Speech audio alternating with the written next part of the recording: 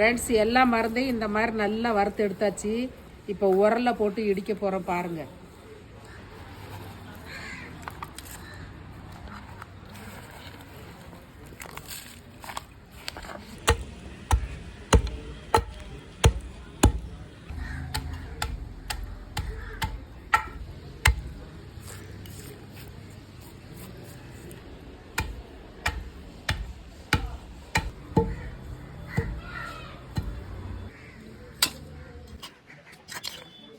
எல்லா மருந்தையும் இடிச்சிட்டு சலிக்கணும். அடுத்து காட்டுறேன்.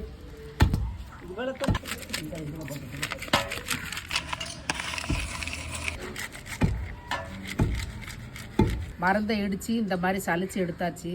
இந்த உரல்ல திரும்பவும் போட்டு கருப்பட்டியோடு சேர்த்து இதை இடிக்க போகிறோம்.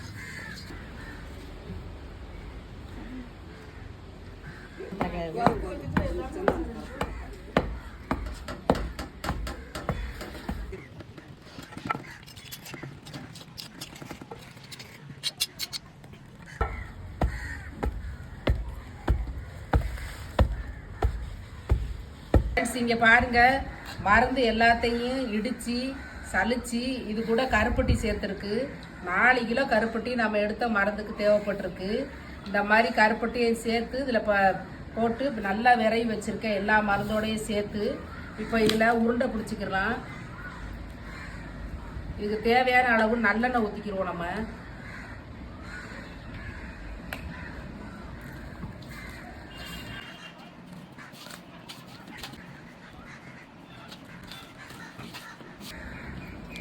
குழந்தை பெற்றவங்களுக்கு லேகியம் இந்த மாதிரி கடையில் வாங்கி கொடுக்குறத விட இந்த மாதிரி நம்ம வீட்டில் செஞ்சு கொடுக்குறது தான் நல்லது.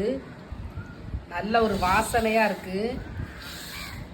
இந்த மருந்து குழந்தை பெற்றவங்களுக்கு எதுக்காக கொடுக்குறோம் அப்படின்னா, குடலில் கிடக்கிற புண்ணு, குடலில் வயிறில் கிடக்கிற அந்த குழந்தை டெலிவரி ஆன பின்னாடி அதில் வயிறில் இருக்கிற அந்த டஸ்ட்டு எல்லாம் வெளியே வந்துடும். இதை சாப்பிடும்போது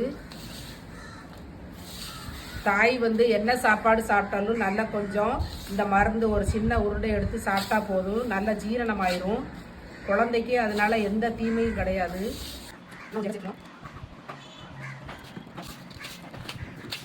நமக்கு எந்த சைஸ் தேவையோ அந்த சைஸுக்கு ஒருவேளை சாப்பாடு, மதிய சாப்பாடு சாப்பிட்ட பின்னாடி இந்த மாதிரி ஒரு சைஸ் நம்ம ஒரு சின்ன சின்ன உருண்டையை இதை பிடிச்சிக்கிடலாம்.